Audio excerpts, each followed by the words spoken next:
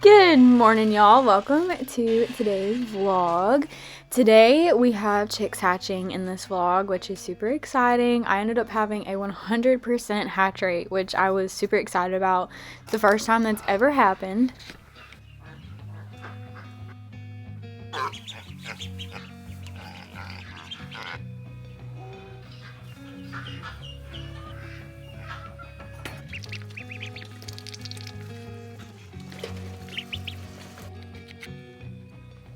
I have been working on the horse's fence a lot lately, so here I'm just cutting some of the old fencing off the old posts and wrapping it up to take to the scrapyard.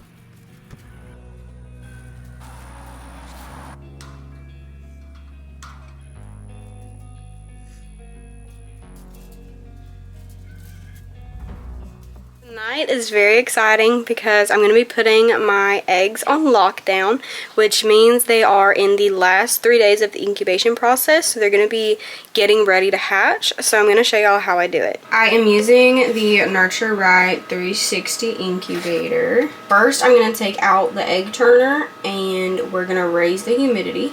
This egg turner you just pull out, because it just fits in that little groove right there. And now I'm just gonna set all the eggs back in here very carefully.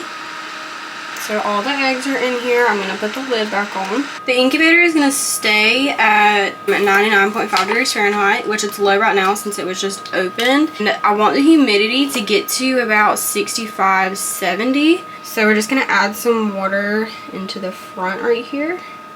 And I'm going to come back in a little bit and see what the humidity is and see if I need to add more water or take water away. And the reason you want more humidity during the lockdown period is because the babies have to peck through the membrane and the shell of the egg.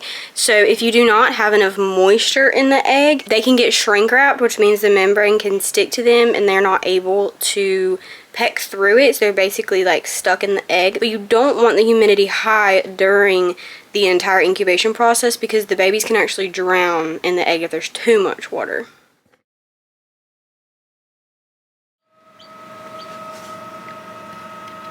Alright y'all, there's one baby out so far.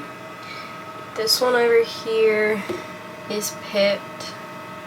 I don't know if y'all can see it or not. It's so cute. And you do not open the incubator until pretty much all of them are done hatching.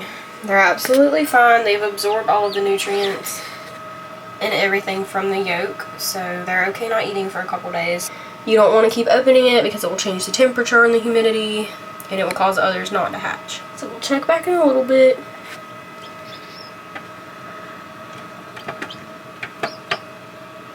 The humidity right now is 70. It will start to go up as they hatch, so.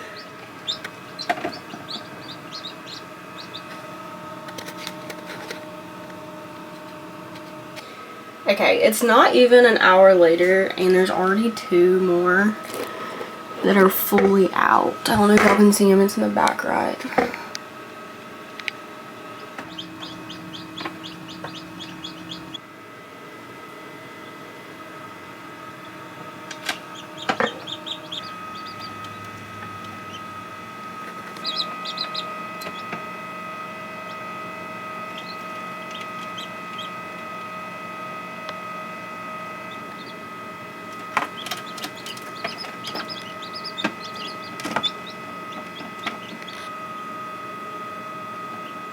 Alright y'all, the chicks are doing really good. They are still in the incubator, and I just came out to the barn to get their brooder to bring inside and their feeder and water and everything. There's one egg left that has not hatched yet, and I was gonna go ahead and take the babies out because they're all pretty dry, but I looked at the last egg and it looks like it's pipped, which means it's starting to peck through the shell. So I think I'm gonna leave them a little bit longer to hopefully let that one hatch before I take the other babies out. I am gonna show y'all really quick me setting their brooder up and getting their water and food ready.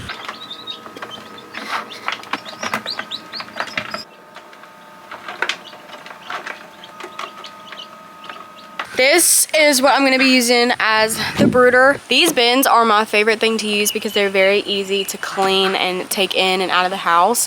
I do not currently have brooders set up outside because all the babies that are inside I'm selling. I usually sell them pretty quick, so they're usually not in the house for more than like a week and a half. This is what works best for me. I do have some like growing pens outside for birds that I do keep.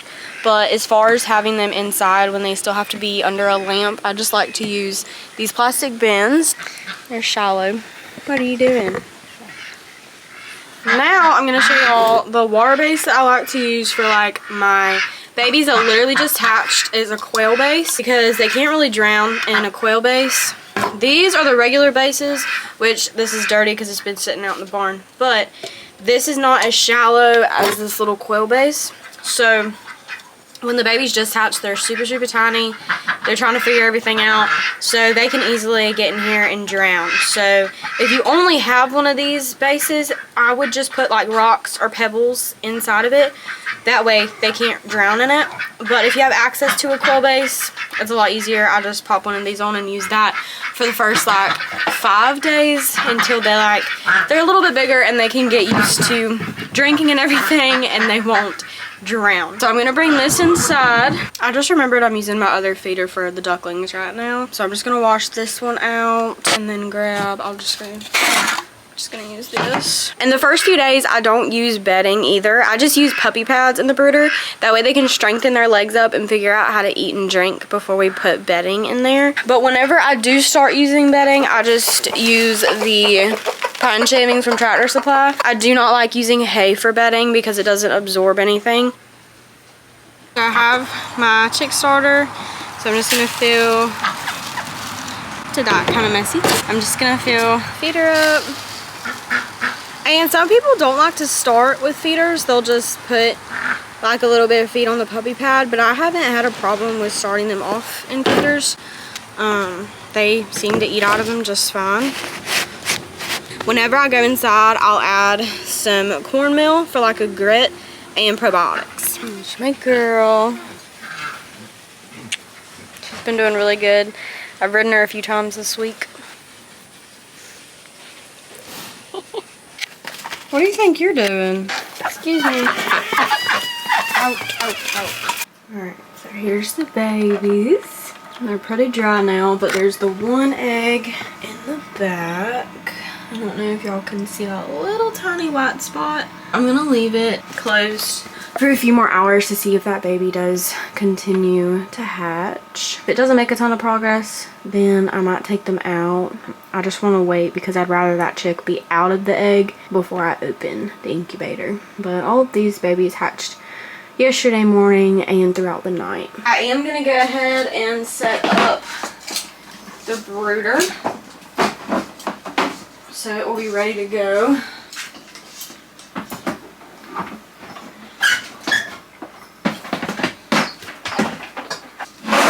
And with your heat lamps, you always want to make sure the lamp is not covering the entire brooder. You want the babies to be able to get away from the heat if they want to. We're just going to put that on the one side.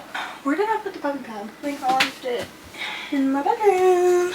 And you also want to make sure that you're paying good attention to your chicks, making sure that they're not bundled up under the lamp, that they're not like in a corner trying to get away from it, because your chicks will tell you if they're cold or if they're hot. So you want to make sure that you're paying good attention to their body language. You want them to kind of be like kind of in the middle or like up under the lamp, just kind of all spread out but looking like relaxed and sleeping and stuff. You don't want them like trying to climb up on top of each other because they're freezing. And then I'm going to spread a little bit of probiotics in their food, and this is just going to help build up their immune system with natural gut flora that will already be developing in their systems.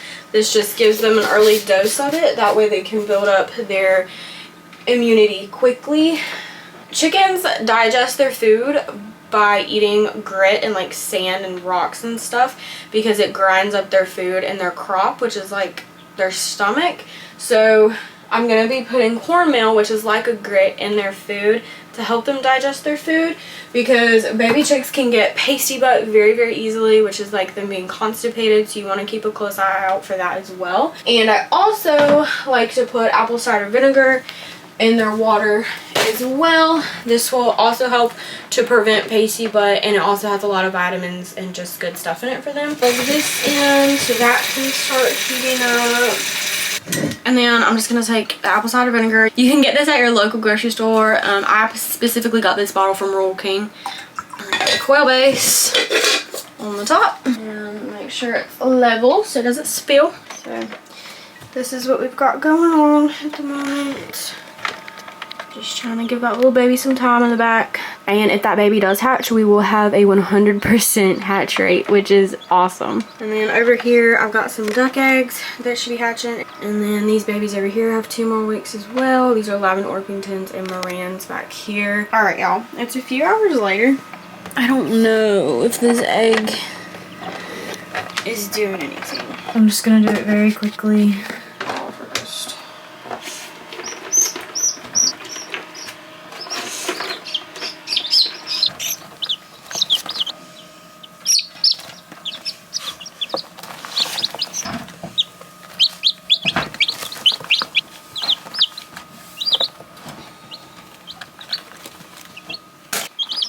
Okay, some of the babies are already drinking and eating. Here is the last egg. That shell right there is from like a different egg that's just like stuck to it.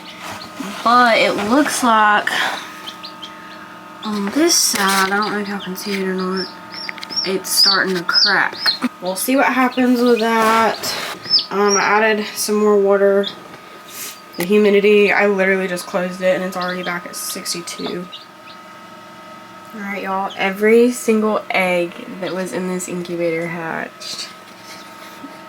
I am so excited. Alright, y'all, that was all for today's video. I hope that y'all enjoyed. I appreciate and love y'all so much, and I hope y'all have a blessed day.